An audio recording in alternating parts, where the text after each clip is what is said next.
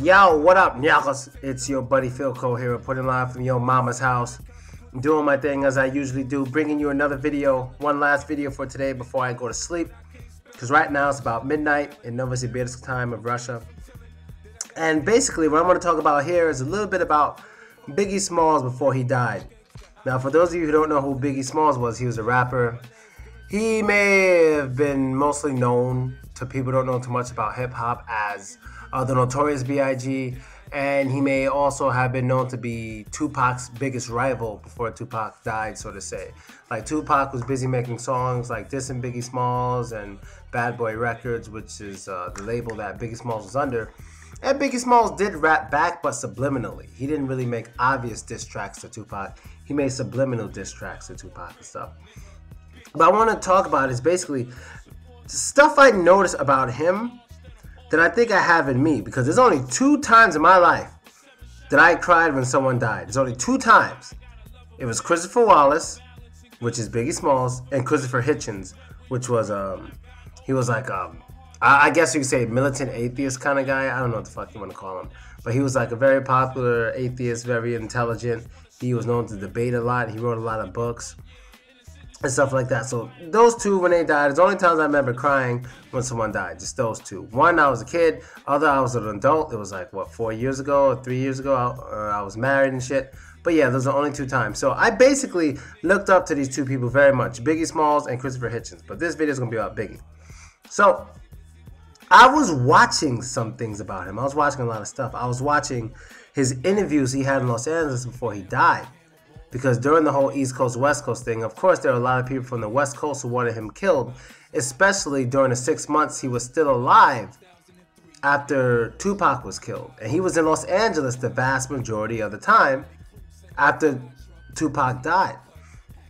And basically, you can find this on the internet, on YouTube, but his last interview, and he's always kind of, like, he's from Brooklyn. He's from Brooklyn. He's from Bed-Stuy. And, like, a lot of us Brooklyn black dudes, like, we have this attitude where we kind of don't give a fuck.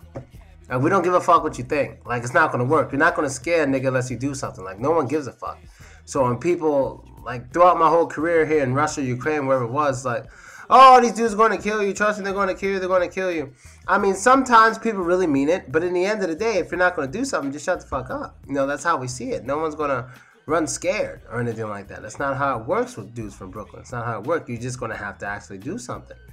And I noticed that about myself. And as I watched his interview, God, like, I'm not saying he was wrong for how he was talking, but he was just basically reckless with his mouth. He was pretty reckless to be in so-called enemy territory after Tupac was killed. And just to be talking like that. They're asking, they're like, basically, let people, first they're like, a lot of people think you were behind Tupac getting shot. First thing Biggie does is laugh. He laughs and then he goes, I ain't that powerful. You know, after laughing a little, he goes, I ain't that powerful, you know. Then they're like, let us know about how you feel about Tupac's death. And he was like, yeah, you know, it's a loss. But I was going through my own stuff, so I couldn't focus on that. This, and that, this, and that. Kind of undermining the importance of Tupac's death in hip-hop. In Tupac's, it's not his hometown, because Tupac's actually from the East Coast, but I would say, I don't know, in his territory, so to say. Because Tupac was running Cali at that time because of the whole East Coast, West Coast thing, so. In his home turf, let's just say home turf for now, but Tupac's from the East Coast, though, so we could just say his home turf. And, yeah, he was kind of just saying that shit. Now, I understand, like, the whole being brave thing, doing what you gotta do, being yourself. But at the same time, there's a certain amount of respect. There's a certain amount of respect that should be given towards people. Even I give a certain amount of respect towards people who don't like me. Even I do it. For example, I mean, when I'm in the street, yeah, I may hold a white girl's hand, sure. I may even give her a slight kiss on the mouth, sure, a light kiss. But I'm not just gonna, even though I can legally, I'm not just gonna make out with her and grab her ass and all this crazy stuff that I do in New York. I'm not gonna do that here in Russia because, you know, that's a little too over the top. It's a little too over the top, so I wouldn't do that here. I wouldn't do it. It's not that I'm scared. It's like, oh my God, Russia's gonna hate it. It's just too much. You know, I understand that a lot of people aren't too comfortable seeing a black guy with a white girl. They're still gonna see it when I'm around, but I'm not gonna go over the top with it, kind of into kind of to rub it in their face in a way that's like just rude. Because if I got a video of me and a girl kissing, you don't have to fucking watch the video. I'm not showing you shit. You're clicking play.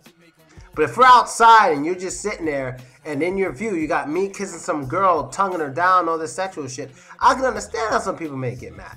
Especially the fact that we're interracial. I understand it. So I try not to like rub it in people's faces, you know?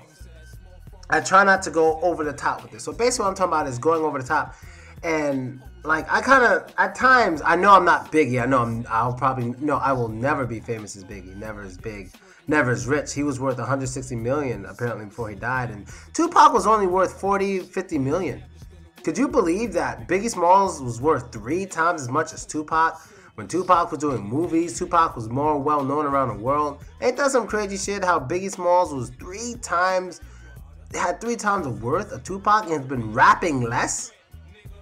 You know what would be crazy? If Biggie and Rihanna were able to make a song together, make some songs. Because they both were selling quickly in such a short time. But anyway, I'll get to that later. But yeah, you know, I just think about it sometimes, you know, and I just think about maybe sometimes I'm always going to speak my mind. I'm always going to speak my mind, but I'll be sure not to go over the top with certain things. Because there's certain buttons even I don't push. I don't push political buttons. I don't try to insult political leaders and stuff. Because honestly, I don't know any political leaders. I don't know anything about them. I just know things about them from the news. And I don't trust the news as it is. So, I don't know. But let's say even if it was something I really believed, I wouldn't go on this insulting some Russian leaders or something like that. You know, that's stupid. You know, that's over the top. Beyond over the top, you know. You know, that gives people the green light in order to say, oh, he did this, let's go. Because you know what? All the stuff I do that people hate me for out here, they always exaggerate it. You know, everything I do, everything I'm doing well, or at least I'm doing that's cool, people exaggerate it to make it look bad, no matter what it is.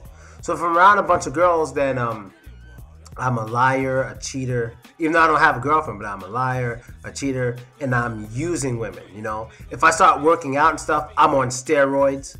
I'm obviously on steroids because my muscles grew so fast, and only steroids can do that. Some people just say it's because I'm black, but the vast majority, you go read the comments on Instagram, oh, you're juicing, what are you taking? You should be careful with that illegal stuff you're taking and shit. That's what I get. All this shit is what I get. These are just examples. No matter what I do, people, they just got something bad to say about it. Oh, he goes around Russia teaching all this stuff. He's just doing it for women, blah, blah, blah. Undermining the fact that I've toured the whole country more than about 31 cities now. About to go to 32, doing a good job. They just want to undermine it by saying, oh, it's just for girls. Even though I'm doing a great job and a lot of people want me there, that's why I'm invited. So they kind of take things and try to undermine it when I'm doing something good with it. That's what they try to do. But the thing is, if I came out like, this politician, whatever, I hate him, he's stupid, that's a green light. Because they don't have to exaggerate it.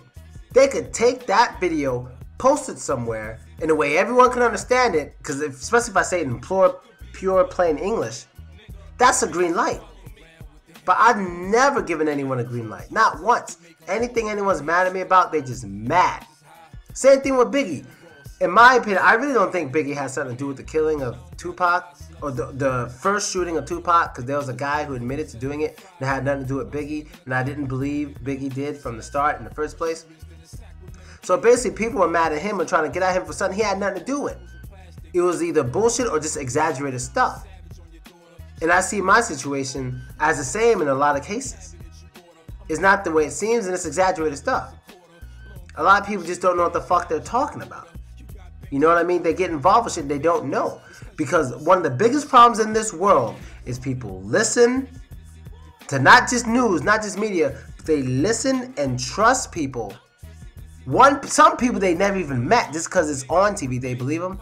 Or some guy who's just getting in their ear because they want you to react a certain way.